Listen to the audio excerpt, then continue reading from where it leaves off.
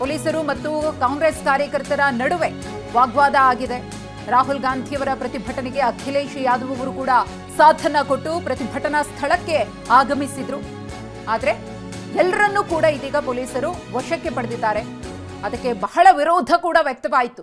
ನಾವು ಯಾಕೆ ಬರಬೇಕು, ಪ್ರತಿಭಟನೆ ಮಾಡೋದಕ್ಕೆ ನಮಗೆ ಹಕ್ಕಿದೆ, ಅದನ್ನ ಹತ್ತಿಕ್ಕುವಂತಹ ಕೆಲಸವನ್ನ ನೀವು ಮಾಡಬೇಡಿ ಅಂತ ಹೇಳಿ ಮಾತಿನ ಚಕಮಕಿ ಕೂಡ ಇದೇ ಸಂದರ್ಭದಲ್ಲಿ ನಡೆದಿದೆ. ನಿನ್ನೆಯೂ ಕೂಡ ನಡೀತಾ ಇದ್ದಂತಹ ಪ್ರತಿಭಟನೆ ಸಂಸತ್ ಚಲೋ ನಡೀತಾ ಇತ್ತು. ಆ ಸಂದರ್ಭದಲ್ಲೂ ಕೂಡ ಪ್ರತಿಭಟನೆ ತೀವ್ರ ಸ್ವರೂಪವನ್ನು ಪಡ್ಕೊಂಡು ಲಾಠಿ ಚಾರ್ಜ್ ಹಂತಕ್ಕೆ ಹೋಯಿತು, ಅಶ್ರುವಾಯು ಪ್ರಯೋಗ ಆಯಿತು. ಆದರೆ ಇವತ್ತು ಅಂತಹ ಪರಿಸ್ಥಿತಿ ನಿರ್ಮಾಣ ಆಗಬಾರದು, ಎಲ್ಲವನ್ನೂ ಕೂಡ ಸರಿಯಾದ ಸಮಯದಲ್ಲಿ ತಹಬದಿಗೆ ತರಬೇಕು ಅನ್ನೋ ಕಾರಣದಿಂದಾಗಿ ಪೊಲೀಸರು ಈ ಪ್ರತಿಭಟನಾಕಾರರನ್ನ ಅಲ್ಲಿಂದ ಚದುರಿಸುವಂತಹ ಕೆಲಸಕ್ಕೆ ಮುಂದಾಗಿದ್ದಾರೆ. ಇನ್ನೊಂದು ವಿಚಾರ ಅಂತಂದ್ರೆ ಬಹಳ ಹಿರಿಯ ನಾಯಕರುಗಳಿದ್ದಾರೆ ಅಲ್ಲಿ. ಮಲ್ಲಿಕಾರ್ಜುನ್ ಖರ್ಗೆ ಇದ್ದಾರೆ, ಜೊತೆಗೆ SP ಯ ಕೆಲ ಸಂಸದರುಗಳು ಕೂಡ ಹೋಗಿದ್ದಾರೆ. ಸೊ ಅವ್ರನ್ನೆಲ್ಲ ಹ್ಯಾಂಡಲ್ ಮಾಡುವಂಥದ್ದು ಈ ಸಂದರ್ಭದಲ್ಲಿ ಬಹಳ ಸೂಕ್ಷ್ಮ ಸಂಗತಿ. ಬಟ್ ಅಂತ ಕೆಲಸವನ್ನ ಬಹಳ ಹೆಚ್ಚಿನ ಸಂಖ್ಯೆಯಲ್ಲಿ ಇರುವಂತಹ ಸಿಬ್ಬಂದಿ ನೆರವೇರಿಸ್ತಾ ಇದ್ದಾರೆ, ಅಥವಾ ಅವ್ರನ್ನೆಲ್ಲ ವಶಕ್ಕೆ ಪಡೆಯುವಂತ ಕೆಲಸ ನಡೀತಾ ಇದೆ. ರಾಹುಲ್ ಗಾಂಧಿನ ಅಲ್ಲಿ ವಶಕ್ಕೆ ಪಡಿತಾ ಇರುವಂತಹ ಸನ್ನಿವೇಶ ನೀವು ಅಲ್ಲಿ ನೋಡ್ತಾ ಇದ್ದೀರಾ. ಕಾಂಗ್ರೆಸ್ನ ಕಾರ್ಯಕರ್ತರುಗಳು, ಇತರ ನಾಯಕರುಗಳು ಕೂಡ ಇದ್ರು ಬಹಳ ಮಂದಿ. ಅವ್ರ ಅಕ್ಕಪಕ್ಕದಲ್ಲೇ DK ಶಿವಕುಮಾರ್ ಇದ್ರು, VD ಸತೀಶನ್ ಇದ್ರು, ಮಲ್ಲಿಕಾರ್ಜುನ್ ಖರ್ಗೆ ಅವರಿದ್ರು. ಒಬ್ಬೊಬ್ಬರನ್ನೇ ಈಗ ವಶಕ್ಕೆ ಪಡೆದಿದ್ದಾರೆ. ಸಮಾಜವಾದಿಯ ಕೆಲ ಸಂಸದರುಗಳಂತೂ ಬಹಳ ಪ್ರತಿರೋಧವನ್ನ ವ್ಯಕ್ತಪಡಿಸಿದ್ರು. ಅವ್ರನ್ನು ಕೂಡ ಈಗ ವಶಕ್ಕೆ ಪಡೆದ ನೋಡಿ. ಅಖಿಲೇಶ್ ಯಾದವ್ ಅವರನ್ನ ಬಸ್ ಒಳಗೆ ಹತ್ತಿದ್ದಾರೆ. ಈಗ ರಾಹುಲ್ ಗಾಂಧಿ ಸೇರಿದ ಹಾಗೆ ಎಲ್ಲರನ್ನೂ ವಶಕ್ಕೆ ಪಡೆಯುವಂತ ಕೆಲಸ ಆಗ್ತಾ ಇದೆ. ಇದಾದ ನಂತರದಲ್ಲಿ ಈ ಪ್ರತಿಭಟನೆ ಒಂದು ಪಿಕ್ಚರ್ ಅಂತೂ ಬಹುಶಃ ಈಗ ಸಿಕ್ಕಿದೆ ಕೇಂದ್ರಕ್ಕೆ, ಇದು ಯಾವ ಕಡೆಗೆ ಹೋಗ್ತಾ ಇದೆ ಅನ್ನುವಂಥದ್ದು. ಇಲ್ಲಿ ಒಂದು ವಿಚಾರ ಅಂದ್ರೆ ಸಮಾಜವಾದಿ ಪಕ್ಷ ನೋಡಿ, ಅಖಿಲೇಶ್ ಯಾದವ್ ಕಾಂಗ್ರೆಸ್ಗೆ ಇಲ್ಲಿ ಬೆಂಬಲ ಕೊಟ್ಟು ಪ್ರತಿಭಟನೆಯನ್ನ ನಡೆಸ್ತಾ ಇದ್ದಾರೆ. ಅವ್ರ ಪತ್ನಿ ಡಿಂಪಲ್ ಯಾದವ್ ಅಲ್ಲಿದ್ದಾರೆ, ಇಲ್ಲಿ CJP ಜೊತೆಗೆ. ಅಂದ್ರೆ ಸಮಾಜವಾದಿ ಪಕ್ಷ ಬಹಳ ಫುಲ್ ಫ್ಲೆಡ್ಜ್ ಆಗಿ ಈ ಪ್ರತಿಭಟನೆಯಲ್ಲಿ ಭಾಗಿಯಾಗಿದೆ ಮೊನ್ನೆಯಿಂದನೂ ಕೂಡ. ಜೊತೆಗೆ ಹೇಳಿ ಕೇಳಿ ಸಂಸತ್ ಅಧಿವೇಶನ ಬೇರೆ ನಡೀತಾ ಇರೋ ಕಾರಣದಿಂದಾಗಿ ಮುಂಗಾರು ಅಧಿವೇಶನ ಇದು ಬಹಳ ಸೂಕ್ಷ್ಮತೆಯನ್ನ ಪಡೆದುಕೊಳ್ಳುತ್ತೆ. ಇನ್ ಕೆಲ ಪ್ರತಿಭಟನಾಕಾರರು ಆ ಬಸ್ ಅನ್ನ ಏರಿ ಪ್ರತಿಭಟಿಸ್ತಾ ಇರುವಂತದನ್ನ ನೋಡ್ತಾ ಇದ್ದೀವಿ. ಹೀಗೆ ಈ ಪ್ರತಿಭಟನೆ ಗಮನ ಸೆಳೆಯುವಂತ ನಿಟ್ಟಿನಲ್ಲಿ ನಾನಾ ಪ್ರಯತ್ನಗಳಂತೂ ಮೊನ್ನೆಯಿಂದ ಆಗ್ತಾ ಇದೆ. ಅದರ ಮುಂದುವರೆದ ಭಾಗ ನಾವಿವತ್ತು ನೋಡ್ತಾ ಇದ್ವಿ. ಪ್ರತಿಭಟನಾಕಾರರನ್ನ ವಶಕ್ಕೆ ಪಡೆದಂತ ಬಸ್ಸನ್ನೇ ಏರಿ ಕೆಲವರು ಪ್ರತಿಭಟನೆಯನ್ನ ನಡೆಸೋದಕ್ಕೆ ಶುರು ಮಾಡ್ತಾ ಇದ್ದಾರೆ. ಬಹುಶಃ ಇವತ್ತು ದೆಹಲಿಯಲ್ಲಿ ಈ ತರನಾದ ಸಂಗತಿಗಳು ಕಂಡು ಬಂದಿರುವಂತದ್ದು ಬಹಳ ವಿರಳ. ಪ್ರಧಾನಿ ನಿವಾಸದ ಮುಂದೆನೆ ಹೋಗಿ ಯಾರು ಪ್ರತಿಭಟನೆ ಮಾಡ್ತಾರೆ ಅಂತ ಅಂದ್ರೆ ಅದು ಬಹಳ ವಿರಳ. ಆ ರೀತಿಯಾದಂಥ ಸಂಗತಿಗಳನ್ನು ನಾವು ಗಮನಿಸಿರುವಂಥದ್ದು. ಬಟ್ ಇವತ್ತು ಅಂತಹದೊಂದು ಸನ್ನಿವೇಶಕ್ಕೆ ದೆಹಲಿ ಸಾಕ್ಷಿಯಾಗಿದೆ. ಪರಿಸ್ಥಿತಿ ಕೈ ಮೀರೋಕ್ಕಿಂತ ಮುನ್ನ ಪ್ರತಿಭಟನಾಕಾರನ ವಶಕ್ಕೆ ಪಡೆಯುವ ಮುಖೇನವಾಗಿ ಭದ್ರತಾ ಸಿಬ್ಬಂದಿ ಮುಂದೆ ಆಗಬಹುದಾಗಿದ್ದಂಥ ಇನ್ನೂ ಒಂದಷ್ಟು ದೊಡ್ಡ ಹೈಡ್ರಾಮಾಗಳಿಗೆ ತೆರೆ ಎಳೆಯುವಂಥ ಪ್ರಯತ್ನವನ್ನಂತೂ ಶುರು ಮಾಡಿದ್ದಾರೆ. ಬಹಳ ಸಂಖ್ಯೆಯಲ್ಲಿ ಅಲ್ಲಿ ಮಾಧ್ಯಮದವರು ಕೂಡ ಸೇರಿದ್ದಾರೆ, ಇನ್ನಿತರೆ ಪಕ್ಷದವರಿದ್ದಾರೆ, ಆಮೇಲೆ ವಿದ್ಯಾರ್ಥಿ ಸಂಘಟನೆಗಳಿಗೆ ಸಂಬಂಧಪಟ್ಟಾಗಿನ ಸದಸ್ಯರುಗಳು ಬಹಳ ಹೆಚ್ಚಿನ ಸಂಖ್ಯೆಯಲ್ಲಿ ಅಲ್ಲೂ ಕೂಡ ಹೋಗಿ ಅಲ್ಲಿ ಏನಾಗ್ತಾ ಇದೆ ಅನ್ನೋದ್ರ ಕಡೆಗೆಲ್ಲ ಗಮನ ಕೊಟ್ಟಿದ್ರು. ಈಗ ರಾಹುಲ್ ಗಾಂಧಿ ಅವರೇ ನೇರವಾಗಿ ಬಹಳ ಪ್ರತಿರೋಧ ಒಡ್ಡದೆ ಬಹುಶಃ ಪೊಲೀಸರು ವಶಕ್ಕೆ ಪಡೆಯೋಕೆ ಬಂದಂತ ಸಂದರ್ಭದಲ್ಲಿ ಅವ್ರ ಜೊತೆಗೆ ಸಹಕರಿಸಿದ್ರು ಗೊತ್ತಿಲ್ಲ. ಈ ದೃಶ್ಯಗಳಲ್ಲಂತೂ ಅವ್ರು ಬಹಳ ದೊಡ್ಡ ಪ್ರತಿರೋಧ ವ್ಯಕ್ತಪಡಿಸೋದು ಮತ್ತೊಂದು ಆ ರೀತಿಯಾಗಿ ಏನು ಕಂಡು ಬರ್ತಾ ಇಲ್ಲ. ಹಾಗಾಗಿ ಉಳಿದಂತ ನಾಯಕರುಗಳು ಕೂಡ ರಾಹುಲ್ ಗಾಂಧಿ ಅವರನ್ನ ಫಾಲೋ ಮಾಡಿ ಆ ಪ್ರತಿಭಟನಾ ಸ್ಥಳದಿಂದ ಸದ್ಯ ಈಗ ಹೊರಡ್ತಾ ಇದ್ದಾರೆ.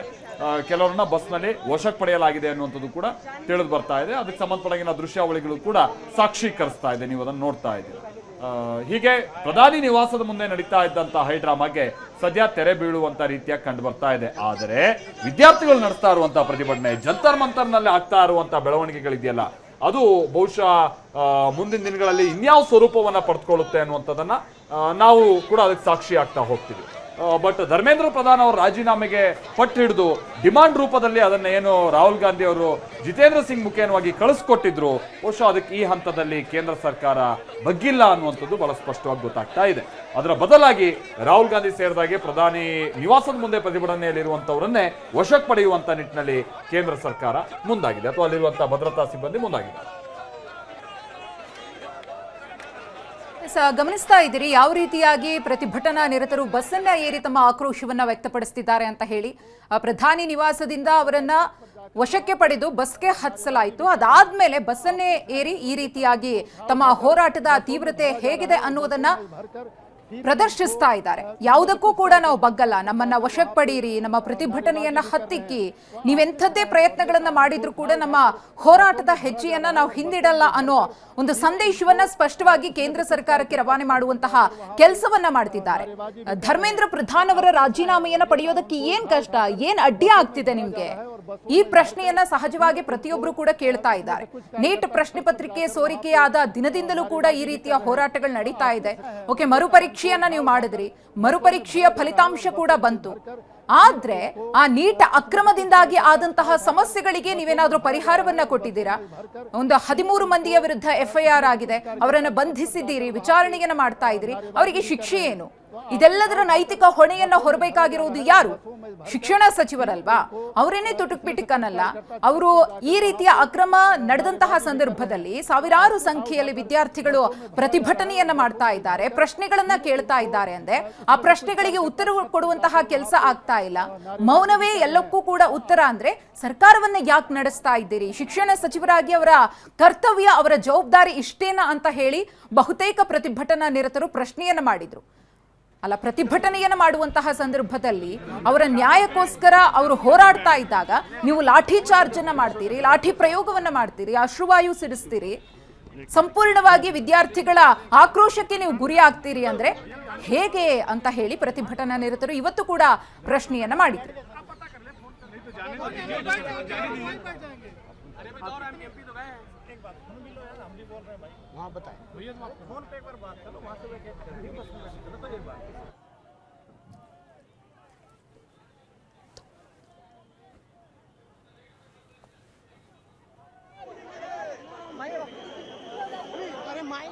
ನಾವಿಲ್ಲಿ ನೋಡ್ತಾ ಇದೀವಲ್ಲ, ಪ್ರಿಯಾಂಕಾ ಗಾಂಧಿ ಸೇರಿದ ಹಾಗೆ ಕಾಂಗ್ರೆಸ್ ನಾಯಕರುಗಳನ್ನ ವಶಕ್ಕೆ ಪಡೆದು ಅವರನ್ನ ಅಲ್ಲಿಂದ ಪ್ರತಿಭಟನಾ ಸ್ಥಳದಿಂದ ಕರ್ಕೊಂಡು ಹೋಗ್ತಾ ಇರುವಂತಹ ಸಂದರ್ಭ.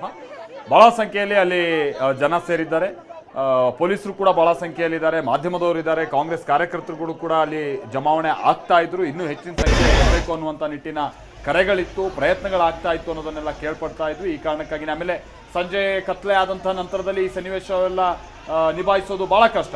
ಆ ಕಾರಣಕ್ಕಾಗಿನೇ ಕತ್ತಲಾಗ್ತಾ ಇರುವಂತಹ ಸಂದರ್ಭದಲ್ಲೇ ಅಥವಾ ಈ ಸಂಜೆ ಸಂದರ್ಭದಲ್ಲೇ ಈಗ ಅವರನ್ನೆಲ್ಲ ವಶಕ್ಕೆ ಪಡೆಯುವಂಥ ಕೆಲಸ ಆಗ್ತಾ ಇದೆ. ಬಹುತೇಕ ಎಲ್ಲರನ್ನೂ ವಶಕ್ಕೆ ಪಡೆಯಲಾಗಿದೆ ಅಂತಲೂ ಕೂಡ ತಿಳಿದು ಬರ್ತಾ ಇದೆ. ಈ ಸಂದರ್ಭದಲ್ಲಿ ಇನ್ನೇನು ಹೈಡ್ರಾಮಾಗಳಾಗಿದೆಯೋ ಗೊತ್ತಿಲ್ಲ. ಯಾಕಂತಾರೆ ನಿನ್ನೆ ಒಂದು ಸಂದರ್ಭದಲ್ಲಿ ದೆಹಲಿ ಪೊಲೀಸರು ಅಲ್ಲಿರುವಂಥ ಭದ್ರತಾ ಸಿಬ್ಬಂದಿ ನೋಡ್ಬಿಟ್ಟಿದ್ದಾರೆ ಸ್ವಲ್ಪ ಏನಾದರೂ ಎಚ್ಚರ ತಪ್ಪಿದ್ದಕ್ಕಾಗಿ ಏನೇನಾಗಿದೆ ಅನ್ನುವಂಥದ್ದನ್ನು.